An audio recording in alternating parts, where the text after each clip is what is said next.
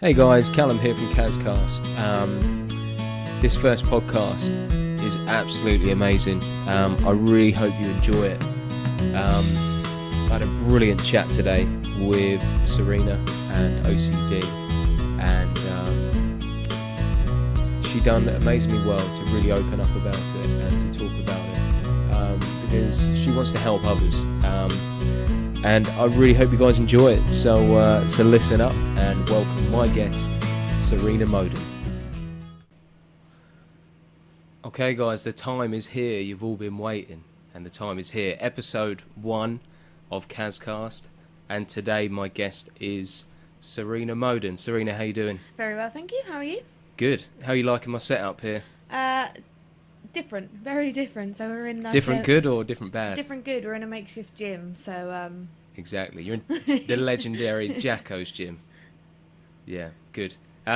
So today, Serena's come on to talk about OCD and how it's affected her life. So we're going to have a chat about OCD, find out what it is, and the main goal with this episode is I want people to listen and to learn and to actually hear about it from someone's perspective that has got OCD. So yeah, let's just start with what is OCD, if you can explain it, Serena, to the listeners. So OCD stands for obsessive compulsive disorder. Most people use it quite flippantly and go, oh, I'm so OCD, I like to tidy up my desk, or I'm such a perfectionist, I've got OCD. But the actual disorder is to do with thoughts and the interpretation of thoughts. So we think about the world, there is so much going on and there's so much information being flooded at you. So your brain tends to interpret this by way of thought, so it will throw random things at you, and everyone will have what we call, I'll put in air quotes here, intrusive thoughts. And these are things such as, oh, it's so-and-so's birthday next week. It's, oh, I've left the oven on. But it also might be slightly darker. So you might be standing on a train platform and have the sudden urge to push someone off the train, off the platform, even into the path of the train, or driving a car. You might have the sudden urge to crash into a tree or swerve into somebody else. So everybody has these thoughts, good or bad. Someone with OCD will have a particular type of thought and wonder what it means.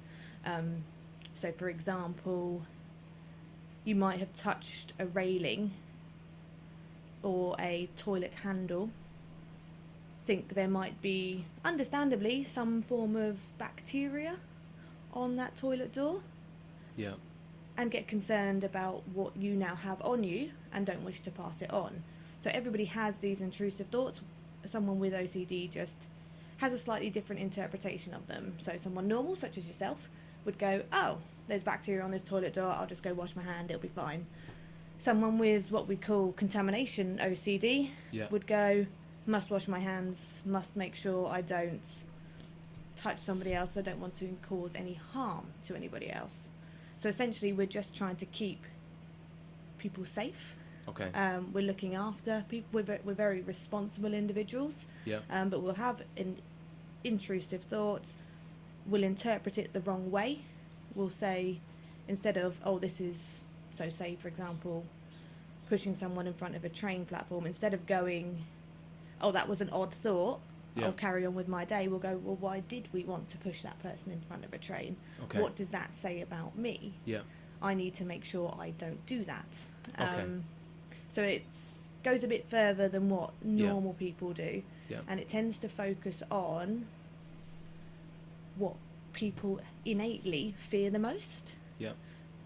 So there's loads of different varieties, but essentially that's it. It's an interpretation of thoughts and then behaviours to try and stop those thoughts happening.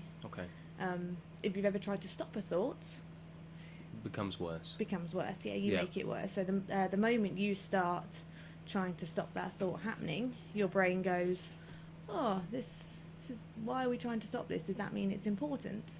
So you reinforce the importance of that thought, and it keeps coming back. So everything you do to try and stop the thought gets bigger, gets larger and slowly starts to take over more and more of your life. Okay. Which is why the World Health Organization recognise it as one of the top 10 most debilitating illnesses in the world. Yeah, and I think that's what people don't realise. I think the average person on the street, because in my experience, it's always been people will make a flippant comment about OCD. Yeah. A lot of people you come across, or if it's someone talking about their family member or their friend, they might say, "Oh yeah, my girlfriend's OCD," or my brother's really OCD about this, or they're really OCD about that. Yeah. And I think people really do associate it more with just being clean, Yeah. being a clean freak. That seems to be what people think it is. And a perfectionist, and I did. Before I was diagnosed, that's exactly what I thought it was. I thought it was someone who was overly tidy, had to have a thing certain way, organised, I don't know, their DVD collection alphabetically, or had their wardrobe colour coordinated, that kind of thing. That's what I thought it was. Yeah. At the time, there was nothing really out there to say, actually, guys, this is what OCD where everything has to be in the right place. Like all the remote controls have to be lined up, or whatever. I think that's what most people see it as, or definitely believe it to be. No, I did. And the difficulty is some of those traits can be linked to someone who has diagnosed OCD. They might do those things. Yeah. However, there will be a thought behind that, and there will be in their head a logical reason for them doing that. Yeah. So, for example, someone who does consistently wash their hands and their house is very clean. Yeah. It might be there's a deep-seated fear of contamination, and in their mind, if they don't tidy their house for 10, 12, 15 hours a day, someone or they could cause a disease to be brought into their house, which could result in the death of their children. So in their mind, it's logical to clean. It's not just about being neat, but it's how it's seen for the most part. So with OCD, in your experience and what you know about it, does it generally start from childhood, or can it come in adolescence, or can it come into your life at any age? Or the way I'm reading it is that people may be living with OCD and they don't actually realise they have it have had it. So the general trend is that it hits in your late teenage, early 20s. Some people with more severe OCD can see it from a very young age. I personally can see traits from when I was about 15, 16. So as I look back, I can go, oh yes, that was OCD. At the time you didn't realise, but now you look back and you can see. At the time I just thought I was a bit anxious. I was a bit of a worrier. But now I can see, actually, that was OCD. I wasn't diagnosed until I was 22. Okay.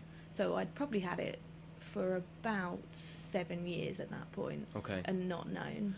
And if you don't mind talking about it, how people with OCD, how are you diagnosed to have OCD? So I went to the doctors after a series of intrusive thoughts and behaviours that were irrational, essentially. I'll go into a bit more detail about it later. But it took me a lot to go to doctors because what was going on in my head felt very insane. And I felt like I was going crazy. And I also felt like I was a danger. So part of me was going, if I go to the doctors, they're going to lock me up in a psych ward. Which, on the one hand, would be horrendous. But on the other hand, at least I'd be in a safe space. So I know I did, and I know other people do, spend a lot of time umming and ahhing about going to the doctors. But eventually, after about 4 or 5 appointments I'd cancelled, I went, just broke down in the doctor's office, just cried in front of her, told her everything. And luckily, I was in a position, I was living in Buckinghamshire at the time, and the doctor I saw at the time was very knowledgeable, and she was able to go, by the sounds of it, you've got OCD, but we just need you to answer a few questions. Okay. She then gave me a questionnaire, which over the next couple of years I would become very familiar with. Yeah. I can't remember the name of the questionnaire, but essentially you have to rank certain feelings. Yeah. So it'd be questions like, over the last month, how many times have you had thoughts that you felt like you couldn't control? How many times have you checked things compulsively? Yeah. How many times have you done X, Y, Z? And you would have to rank them with not at all to all the time. And that gives you a score. And that essentially puts you on an OCD spectrum. And having a certain number gives you diagnosed OCD, and then below that number is just traits of OCD. Right, so I okay. was on the very high Yeah. diagnosed OCD. Okay. So that's when it starts to interfere with normal life. Yeah. So most people will have some traits.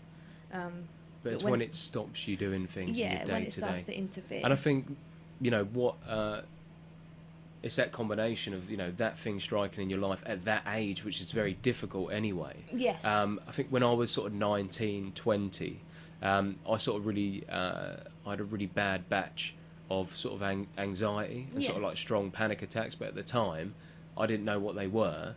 No. And also because you're that age, you don't really you almost feel weak, you know. Yes, you don't want to talk to anyone And you don't about want to, it. and I didn't talk to anyone about it for a long time. Yeah. But so it's I think anyone that age that can admit that they've got a problem, it takes a lot of maturity, and also you do have to be, it's a very brave decision to tackle it head on, like you said about that questionnaire. Yeah. You're going right in deep about it, and you're talking about it in depth with someone, a stranger. Yeah. So, I think it actually helped that she was a stranger, to be fair. Okay. If people know you. Felt more comfortable. Yeah. And Yeah. I've actually never spoken openly with my family about it. Okay. I will talk openly with my fiance about it, and some very close friends know it to its extent. Yeah. But my family don't actually know a lot about it, and if they did, it's only from my blog pieces, working with local charities. It's not me talking about it. Yeah. Just because I don't. It's my biggest flaw, and it makes me very vulnerable, and I don't want to be that person with them. Yeah. So I still haven't, after nearly 7 years of being diagnosed, had a conversation with my mum, my dad, my siblings, going, this is what I've got, this is what it means. Yeah. Never done it, and I don't think I probably ever will. No. Okay. I don't know why, just don't really want to. No, and one day you might feel, you might feel you're ready to. It doesn't. Yeah, I've got. It doesn't matter. You just you need to, you need to do what you need to do for yourself. Yeah.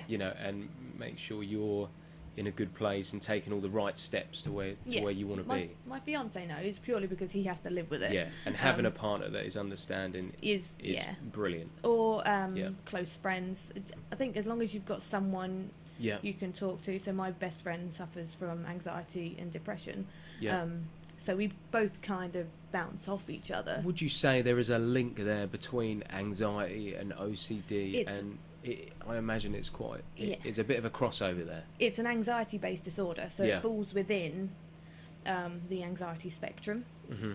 So essentially, we're constantly feeling anxious. Yep. But yes, it is linked to anxiety. So as a child, I would have been described as a bit of a worrier. Right. And as an adult, that's transpired into OCD. But yes, it is linked to anxiety. Yeah. Okay. Definitely.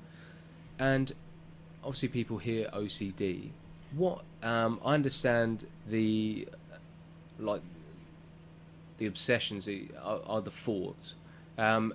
The compulsions, are they the actions that you take alongside the thoughts that you're having? So disorder just means that it's an illness. Yeah. So obsessive compulsive simply means that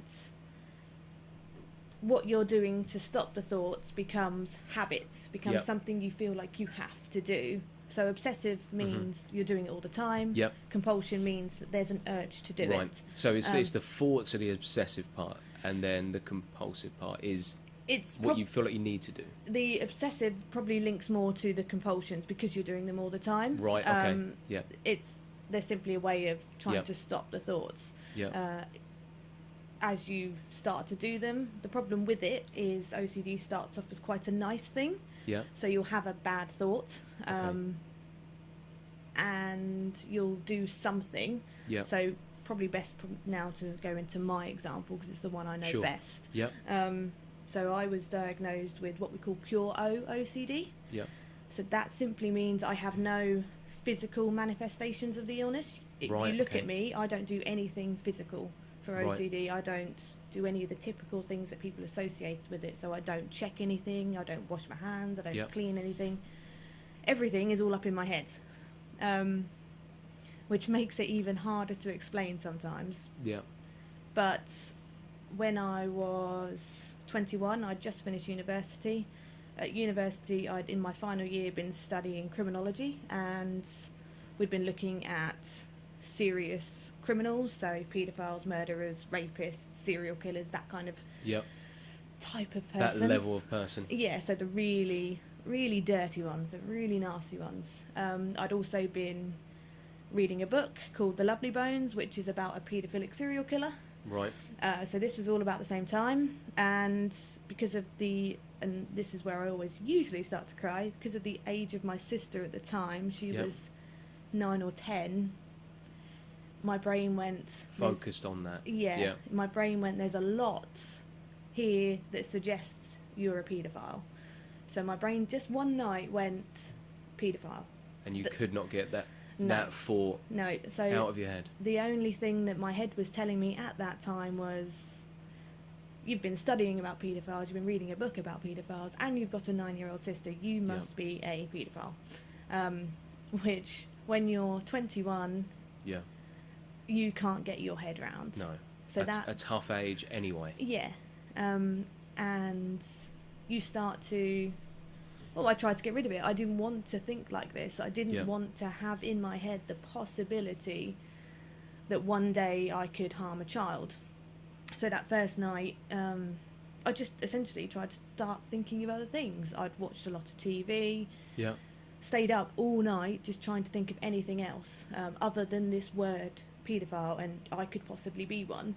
Yeah. And then over the next probably 5 or 6 months, it spiraled into constantly distracting myself. So you'd be looking at me, you'd have a conversation with me, and I would seem completely normal. Yeah. But in my head, I'd be playing some kind of number game to keep my head Right. going. I'd be repeating phrases. Yeah. So my brain would go paedophile, I would go no, stop, Yeah. not this person. I would start to avoid things. So I would avoid being alone with my sister or any children. Right. I would avoid going near schools. I would avoid being in any situation where I could potentially lose control. So you just become someone who is constantly absorbed Mhm. by this thought, and it's terrifying because it's not the Yeah. kind of person I thought I was. And what is, I imagine, is very scary with that is that you don't feel like you can talk to a family member No. and loved ones because you don't want to worry them. No, you don't Because want to be concerned. you know that the problem is that they, well, the fear is that they won't actually understand, Yeah. and that they'll, misinterpret it, or That I could be a danger. that you could be a danger, Yeah. even though you know in your mind you're not. It's still not. It's still a very difficult thing to bring up with a family Yeah. member and No, actually definitely, talk about. definitely. Which is going back to what you said about talking to a stranger. I can see why that It's is easier. much Yeah. much easier. Yeah, I think Yeah. definitely right there, because I didn't want people to think that this was how it might start. So Yeah. maybe this is how... And you almost feel like Yeah. you're feeding it. Yes. Once as soon as you talk about it, it would almost become worse. I mean, when Yeah. I had my anxiety, that's what I thought. I thought, if I actually start talking about this to my family members, they're going to bring it up, and it's going to be a I thought, no, I'll just ignore it, and then it will just go. Yeah. Yeah. Um, And I remember Googling it at the time, and I mean, I can't even remember the words I Googled, Yeah. but what came back, nothing was OCD. Yeah. A lot of it were quite dark forums where people were generally happy to have these thoughts, where I was completely the opposite. I was Googling can be a distraught. huge problem, It can't was it? horrible. You know, you think you got a cold, you research it, and before you know it, you should be dead, really. you know, you got like a week left to live or something. Yeah, So no. yeah, Googling can be It was can be a dangerous thing. It was dangerous, but Yeah. one thing that did help me. So after my diagnosis, I then it trickled into every area of my life. I couldn't be alone, and you Right. start to. Well, I couldn't be alone with children, I should say, and I needed constant distraction. Yeah. But it trickled everywhere, so I couldn't enjoy anything. So I Yeah. couldn't enjoy films. I couldn't, because if there was any sexual reference, I'd be like, oh, Yeah. how do I feel about that? I had a boyfriend at the time, and I couldn't enjoy intimacy with him because I didn't Yeah. want the thoughts popping up in my head. Yeah. Just anything. I didn't want to have any. Yeah. I just stopped enjoying life. Essentially, I became a zombie. Okay. But not that people could see. Yeah. It's very unusually easy to hide, and that's Yeah. one of the problems with OCD is a lot of people can hide it. And it all appears, the person appears fine, there's no Yeah. changes, you know, even if you're very close to someone, you still might not even recognise. Well, my family didn't know anything. Exactly. Yeah. That anything, and that is also the scary thing in your mind, is you Yeah. must have felt very alone. Yeah, You know, very you must feel isolated. very isolated. Yeah. Okay, so, no, really appreciate you sharing all that, because I know it can be difficult to speak about it, so thanks very much. Yeah. What is CBT? CBT? Yeah, cognitive behavioural therapy. Cognitive. What is behavioural that therapy. exactly? So it's what I was referred to when I was diagnosed, and it's a way of changing the way your brain thinks. Okay, and is this something new that's coming recently for people with OCD? Has it been around a long time? It's been around a while, and it's not just Yeah. used to treat OCD. It's used to treat a lot of anxiety-based disorders Right. and a lot of mental illnesses. Yep. There's a lot of mental illnesses are often based on your own interpretations, Yeah. and they're very inward-looking. So if you can change the way you're thinking, Yeah. it generally helps with the illness. But CBT, cognitive behavioural therapy, and it focuses on changing the way you think. Okay. And that's not a hypnotic thing. It's just looking at these thoughts in a little bit more detail. Yeah. And essentially taking away all the power of the thoughts. But in my experience of CBT, so I had it for about a year with a Scottish woman. She was very good. She was lovely. Yeah. And she taught me several techniques that I still use nowadays, Okay. which help with OCD. The problem with OCD is it's focused around certainty, Yeah. and it's focused around black and white thinking. So Right. certainty is something will or it won't happen. Okay. Now, and black and white is the same. Something is good or it's bad. Yep. In life, nothing is certain. I say that. Death is certain, but that's it. Or they say death and taxes, don't they? That's But right. yeah, death is certain, right at the end here. Yeah. But everything in between Yeah. is completely uncertain. So I don't know if the sun will rise tomorrow. It's a high likelihood that it will, but it might not. And they look at certainty as a way of dealing with OCD thoughts. So OCD, we have the thought being paedophile. Mhm. Me having that thought says I am certain, 100% certain, that one day I will become a paedophile. Yeah. Therefore, I need to do everything in my power to stop that thought becoming true. CBT helps you to readjust your thinking and go, well, this isn't certain. This could happen, Mhm. which is what makes me really anxious, Yeah. but it also could not happen. And you need to learn to live with the could and the could not. Yeah. And there's a series of techniques they use, looking for evidence. So looking back throughout your lifetime, Yeah. is there any evidence to suggest that this is you? Yeah. And is there any counter evidence? And vicious flowers, which is quite technical, but also looking at your belief system, so what Mhm. you think as a person, and why that then means this thought makes you feel particularly uncomfortable. Yeah. And then there's also looking at black and white thinking, or good and evil as we used it. So we put on a whiteboard a line, and we put bad one end, good the other end, and then I was asked to plot people. Okay. So we started with some high-profile figures. So we started with Hitler, so he was right down on the end. And then we also looked at Marie Curie, those kind of people, so the ones that really helped. They were right on the side of good. And then I was asked to plot people that I knew, and they all kind of clustered around the mostly good, but had still done something wrong. So right, it could have been anything, but my brothers, for example, can't be entirely good because they used to call me names when I was a child, so they're a little bit bad. It's things like that. So you were then asked to plot people. Yeah. And then she asked me to put myself on there. Okay. And I naturally went to Hitler. Yeah. So I was having the type of thoughts I was having was putting me, in my mind. That was how you viewed yourself at the time. I was as evil as Hitler was. Yeah. And so the idea with this is it's sort of you're trying to attach a positive thought to an image or a person. No, you're just trying to, I suppose, externalize it and show yourself that you are attaching more importance to these thoughts and trying to make you think more rationally about things. Essentially, it's a technique to be able to do that. So essentially this thought of being a paedophile made me the most evil person in the world, despite knowing that I do a lot of good. So I did a lot of work for charity at the time, and I've always been a good, but I'd never done anything particularly bad. So having all this evidence of being a good person was completely shot by just having this one thought. It was almost just completely clouded over. Completely clouded over. So you in your own mind, I imagine, couldn't see the good anymore. It was all the negative was just all the negative. So strong. And it was just about taking a step back. Okay. And there are other techniques to it, and that's obviously not as simple, but essentially it's just about retraining the way you think. And the idea is, over time, you learn to sit with these thoughts, and you still have them, but they just don't matter anymore.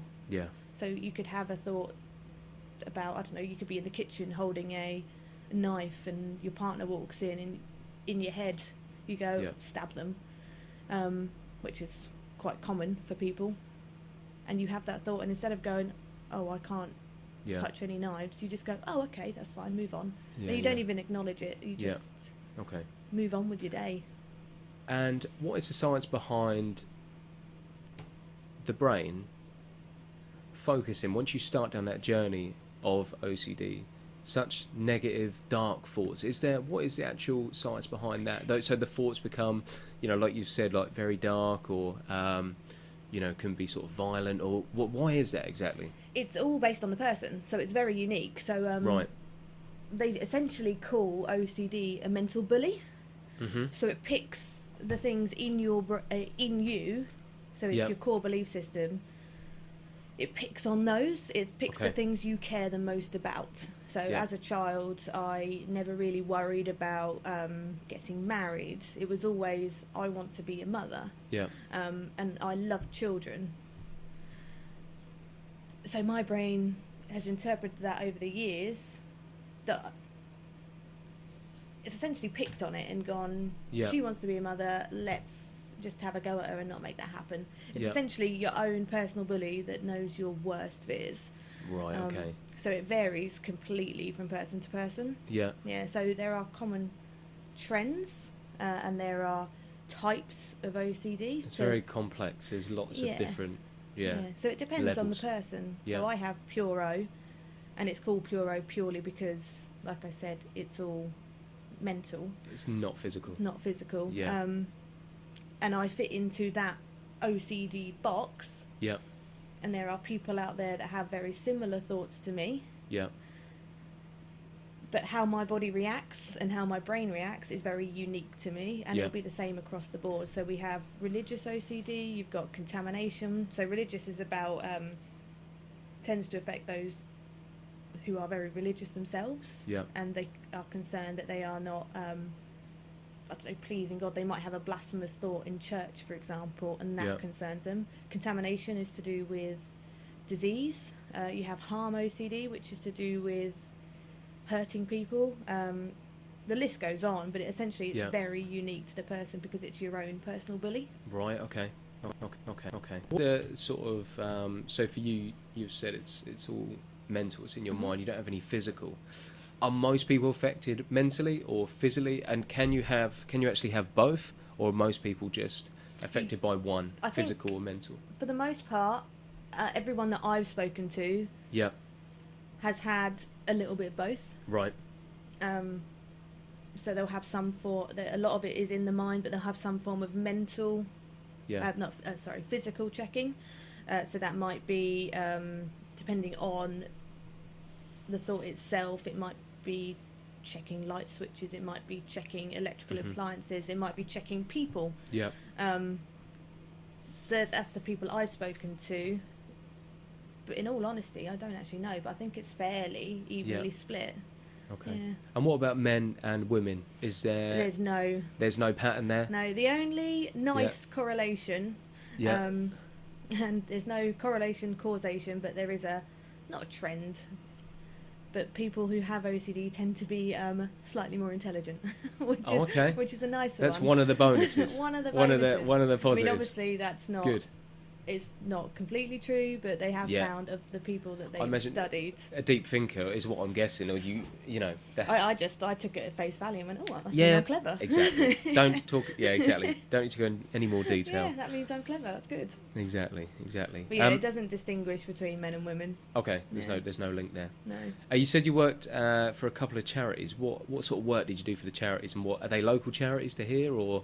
So I used to do a lot of fundraising for charities. Yep. Now I work very closely with charities themselves. So I work with Talking Freely, which is a charity based in Ely, and it's a mental health organisation. Just to try and open the conversation up. So a lot of the problem with mental health as a whole is that people don't talk. There's a lot of fear. There's a lot of shame. And you're met with a lot of stigma. So people don't want to talk. And Talking Freely aims to change that story, at least in Ely. So I work as their social media coordinator. So I work on their Facebook and their Twitter for them. Brilliant. And attend their meetup sessions to try and help people as well. And then I also have written pieces for OCD UK, which is obviously an OCD charity. And I'm about to start working with another more local OCD charity. So it's national and local, and I would like to start working with Minds, which is mental health across the spectrum. But they're a massive organisation. Yeah, they're like one of the biggest that most people know about. And I think I read, I think it was this year, is one of the finally male suicide in particular is actually to go down, starting to drop. Yeah, which is amazing. And I think it is literally this last couple of years that mental health it's in the media so much, and people are coming forward so much more. I think finally it is, people are talking about it, because I've always thought that, like you say, there has been that stigma about it, and years ago it was a very much, you don't talk about it, brush it under the carpet, just get on with it sort of attitude. And I always think that if you broke your arm, broke your leg, you wouldn't go into work. If you'd, poorly, whatever, but if your head's not right, you're just supposed to just crack on, still go in. It doesn't matter about your brain, which is odd. It's an odd thing. Oh, don't worry about that, just get in. But it's you'll be fine. Just don't worry about it, just get on with it. But it's completely different now. No, the attitude towards mental health has completely changed. I think it is harder for men. So male suicides is the biggest killer for men under the age of 40, I believe. Which is astounding, because it's something that's so potentially avoidable. But I don't understand why, but I do think there is a lot of focus on men being strong. For sure. There seems to be more of I think it's more of a pressure to keep up that strong front. They don't want to appear weak, don't want to be emotional. And I think but I think it's definitely changed now, and it is changing. I think. I mean, when I look at mental health figures that I know, a lot of them are female, but slowly men are starting to come in and speak about it. So we're getting there. We're getting there, which is good. Yeah. And so, what if you was to give some advice to someone who's got OCD? What little things? I mean, obviously, this CBT sounds absolutely brilliant. It's great. But what little things can people start adding into their daily life to perhaps help? I mean, what do you find helps you? So I'm part of a WhatsApp group, Yep. which is an OCD support therapy group. Okay. So How'd you find out about that? it's a guy I follow on Instagram. His name's Right. Dr. Robert Bray. Yeah. And if you reach out to him, he will put you in touch with this WhatsApp group. Yep. And it's the safest space I've ever come across. Oh, wow. Brilliant. And you'd go How many on there. people are in this WhatsApp group? I'm guessing. Not many, actually. Oh, okay. I think there might be a few. Okay. It's a global thing, so there's people from America, Australia, Brilliant. all over the world. Yep. Most of the people on there are from the UK, actually, because Robert Bray is based in the UK. Yeah. But you can just write on there anything you're feeling. So there's a woman on there who has trouble with homosexual thoughts. So Right. she's straight, but her OCD is focused around possibly being a lesbian. Not that there's anything wrong with being a lesbian, Yeah. but that is her fear. Yeah. There is people on there that have harm OCD, contamination OCD, and then there's someone on there very similar to me who has thoughts based around being the main theme Yeah. of the thoughts is based around being a paedophile. And you could just write on there, this is how I'm feeling, Yeah. and they will not judge you in any way. Everyone's shape, in or the same boat, and it everyone's doesn't in the same matter boat. if your OCD is different to someone else's. Yeah, no. It all stems back to the same thing. And we're all there as support, and it's Yeah. a great support network. Other little things, there is a book I bought called Break Free from OCD, Yeah. and if you can't get to CBT, because often there's quite a long waiting list depending on where you are in the country, Right. Okay. and to go privately is quite expensive. Yeah. So mental health in the NHS is severely underfunded, which is a massive Yeah. problem I have. So if there is a problem getting to it, there's a book I downloaded called Break Free from OCD, which has Brilliant. a lot of Yeah. the CBT techniques, Okay. and you can read it at your own pace, and you don't Yeah. have to talk to anybody. The main thing for me is having someone there who completely understands. Yeah. So for me, that is my fiance. He completely gets it. Yeah. So would you advise someone to find that one person who they can speak to and who can be there for them? If you've got a partner and they don't know about your OCD, obviously everyone's different, but do you, in your experiences, opening up to your partner, has that really helped? it really you? worked for me because Yep. a lot of the times I can internalize a lot of it, and I will be having a breakdown of OCD and almost not realize it myself. So Yeah. I'll be feeling quite snippy. I'll have a very low mood. I'll be very angry, very irritable. And having someone who understands why I may be that way Yeah. helps a great deal, because it makes me feel less guilty. Yeah. Which I suppose is the wrong way to feel about it, but it just helps. Yeah. And having someone to hug you and go, it's okay, you're okay, it's just this thing, is great. But I know for some people it doesn't work. Some people don't like talking to people. Yeah. Essentially, I would say it's trial and error, finding what works for you. So some Yeah. people it's medication, some people it's professional CBT, some people a lot of people write, so I blog personally, which has helped Yeah. me over the years. So it's trying different things. I suppose Yeah. it's being open to different. If you try one thing, you think, oh, it's not worked, I'm just not going to get over this. Don't Yeah. give up. Yeah. Look for other avenues. Yeah, I mean, they're obviously the mainstream ones. So medication, Yeah. CBT is the medically Yeah. recommended. But some people don't want to do that. No, exactly. So it's a case of finding what Yeah. works for you. And the illness is unique to you, therefore the treatment should be unique to you too. Yeah. Yeah. Exactly. And you got a Facebook page. I have. And what is your Facebook page? And what sort of content are you putting on there? So it's called Serena and OCD. And Yep. at the moment, I'm mainly sharing, it's called What Are You Thankful For? So I read in a fitful night of sleep a few months ago about, I struggle with sleep a lot with anxiety-based disorders. As Yep. a lot of people do. Yep. And I was reading a post about treating anxiety with sleep and how to get to sleep. And a lot of the stuff I've tried, so sleeping tablets, lavender, caffeine, exercise, etc., etc. And one of the things was writing down something at the end of the day Okay. that you're grateful for. Brilliant. So it might be something ridiculous. Like it doesn't matter though. No, it doesn't matter. Just being consistent with it. Yeah, so yesterday it was I made some gnocchi for my partner for dinner.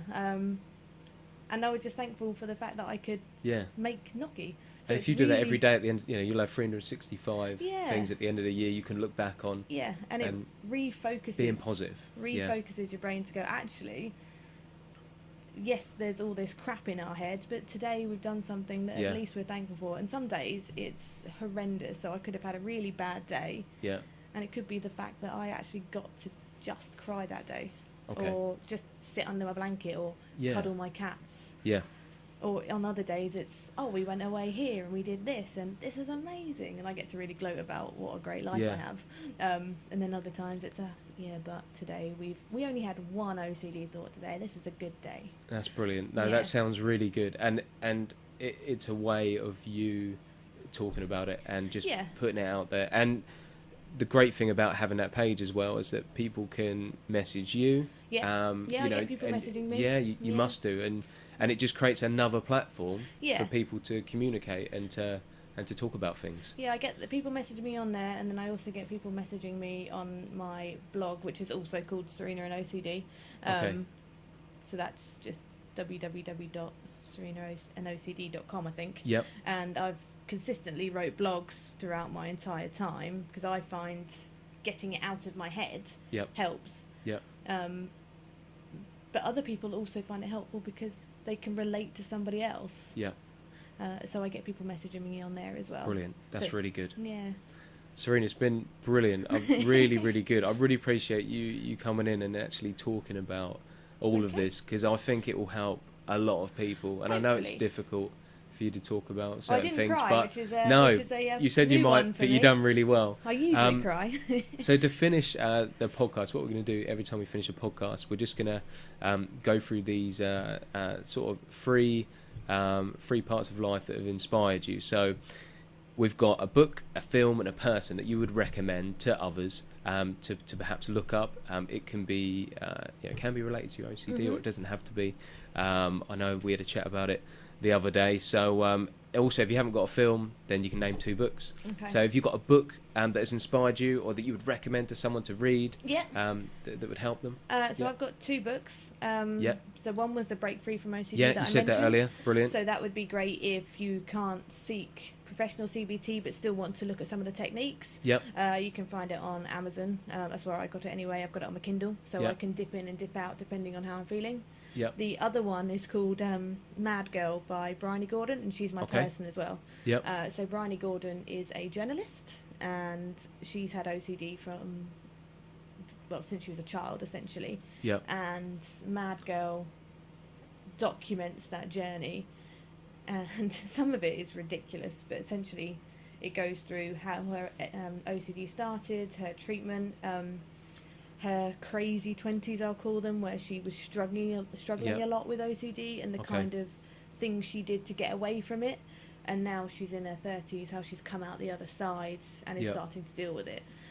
I follow her on Twitter, and she is don't think she'll mind me saying, but crazy in a good way, because she's very open, very bubbly, very personable, and she seems like a lovely lady, but her book is very good. Awesome. Cool. So you direct people to those 2 books. Yeah, I would. Cool. So we've got a couple of books. And what about a person? Anyone? So that is same person, so it's Bryony Gordon. That's Bryony Gordon. Yeah, she's probably the most open person in the UK about OCD, and she's had some of the very dark thoughts. Okay. So hers started with contamination OCD, and over the years it's gone through paedophile, violence, serial killer. It's gone through the entire spectrum. Has she got a YouTube channel? I don't know, actually. I've not. I only follow her, searching up. I only follow her on Twitter and Instagram. Okay, so she's on Twitter and Instagram. Yeah. Cool, brilliant. Well, thank you. It's been really good. So Later on today, guys, I'm going to post this podcast, and I'll include Serena's Facebook page and her blog.